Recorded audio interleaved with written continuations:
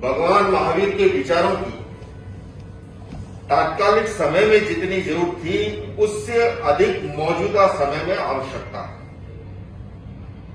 और संक्षेप में अगर मैं कहूं तो कोविड काल के बाद में पूरे विश्व को ये बात समझ में आई है।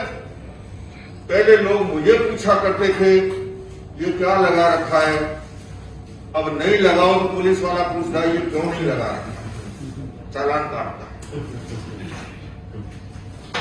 जैन जीवन शैली एक वे ऑफ लाइफ है, बल्कि मैं ये कहना चाहूंगा कि भगवान महावीर का दिया हुआ दर्शन स्वस्थ, सुखी और आनंदमय जीवन का मूल मंत्र सिखाता है। ये किसी पंथ परंपरा धर्म संप्रदाय की नहीं, पर भगवान महावीर का इतना विराट दर्शन रहा है। ये मैं नहीं कह रहा हूं, वैदिक साहब जानते हैं कि तीर्थंकर महावीर प्राकृत भाषा में कहते हैं तीर्थ सिद्ध, अतीर्थ सिद्ध, अन्य तीर्थ सिद्ध, स्वलिंग सिद्ध, गृहलिंग सिद्ध। सरल भाषा में आपके लिए बताऊं, महावीर की वाणी के अनुसार सिद्धत्व का संबंध न देश से है न वेश से है। इस्लामाबाद में जन्म लेने वाला भी मुक्त हो सकता है, बशर्ते उसकी भावधारा पवित्र हो, निर्मल हो, उज्जवल हो। और अगर भावधारा पवित्र नहीं है तो भले ही लोकेश मुनि जी महाराज भी क्यों न है, वो भले ही गिरनार में जन्म ले ले, समेत शिखर में ले ले, पालीताना में ले ले, मुक्त नहीं हो सकते अगर राग द्वेष मुक्ति नहीं है, कषाय मुक्ति नहीं है। दूसरे में उन्होंने विराट दर्शन दिया, वो है अनेकांत का दर्शन। हम अपने अस्तित्व की तरह दूसरों के अस्तित्व को स्वीकार करना सीखें। हम अपने विचारों की तरह दूसरों के विचारों का आदर करना सीखें। और मैं समझता हूं भाई मनेंद्र जी, वैदिक जी, कहना चाहूंगा मौजूदा समय में इस विचार क्रांति की इसलिए आवश्यकता है क्योंकि मेरा यह मानना है कि पर्यावरण प्रदूषण एक बड़ी समस्या है, किंतु वैचारिक प्रदूषण उससे भी बड़ी समस्या है। मोबाइल खोलते ही जिस तरह से नफरत का कचरा भेजा जाता है, तोड़ने की बातें सियासी ताकतें, और जब जब चुनाव नजदीक आते हैं अपने फायदे के लिए, मैं ये निवेदन करना चाहता हूं कि भगवान महावीर का ये संदेश है, धर्म हमें जोड़ना सिखाता है, तोड़ना नहीं सिखाता। धर्म के क्षेत्र में हिंसा, घृणा, भय और नफरत का कोई स्थान हो नहीं सकता। तो आइए मैं सबको निवेदन करता हूं कि आज जयपुर नगरी से कल जो ये भगवान महावीर के 2550वें निर्वाणोत्सव के उपलक्ष्य में जो महावीर रथ का देशव्यापी भ्रमण शुरू हो रहा है, उस रथ के माध्यम से हम मिलकर के महावीर के विचारों को जन जन तक पहुंचाए।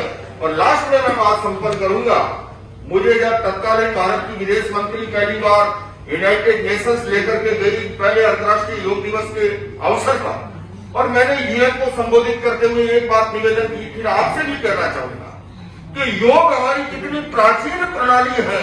मैंने उस समय कहा भगवान ऋषभ से लेके भगवान महावीर तक जितनी भी प्रतिमाएं मिलती है, सारी की सारी ध्यान और योग की मुद्रा में मिलती है। और उस समय तत्कालीन विदेश मंत्री बहन सुषमा जी ने कहा कि आचार्य जी, मैं जन्मना जैन नहीं हूं, किंतु मुझे ये कहने में कोई संकोच नहीं है, दुनिया की आज 3 बड़ी समस्याएं हैं, ग्लोबल वार्मिंग, क्लाइमेट चेंज, जलवायु परिवर्तन की पहली, हिंसा और आतंकवाद की दूसरी, गरीबी, अभाव और असमानता की तीसरी, और जाने अनजाने इन तीनों ही समस्याओं का एक जगह समाधान कहीं मिलता है तो वो महावीर के दर्शन में मिलता है।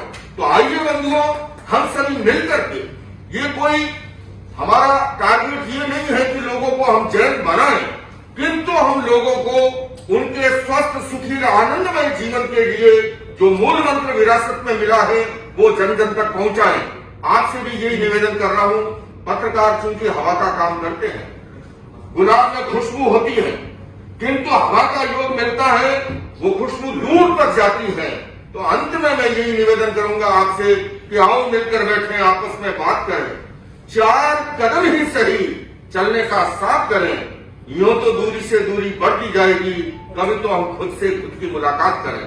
तो ये गैर असांप्रदायिक कार्यक्रम, इसका न किसी राजनीतिक दल से कोई संबंध है, न किसी जाति संप्रदाय से, ये मात्र मानव जाति के हित और कल्याण को चिंतन सामने रख करके भाई नरेंद्र जी ने और पूरी हमारी दिगंबर समाज की इस महान विरासत में ये कार्यक्रम जो संजोया है, और मैं दिल्ली से स्पेशल चल करके हम और वैरिक जी और सारे मित्र पहुंचे इस कार्यक्रम को और आगे बढ़ाने के लिए। अंत में आपसे यही निवेदन कर रहा हूं, बात सरल बलिदान कठिन है, पतन सहज उत्थान कठिन है। बात सरल बलिदान कठिन है, पतन सहज उत्थान कठिन है। गाता है खंडर का हर पत्थर, ध्वंस सरल निर्माण कठिन है। आइए बंधुओं, ये भगवान महावीर का रथ ये निर्माण के लिए, ये सृजन के लिए, ये उत्थान के लिए, ये देश को जोड़ने के लिए, ये भाईचारा के लिए, ये एकता के लिए, ये अमन के लिए, ये सामाजिक समरसता के लिए है। और इसलिए हम सबको मिलकर के इसको सफल बनाना है। इन्हीं शब्दों के साथ ओम।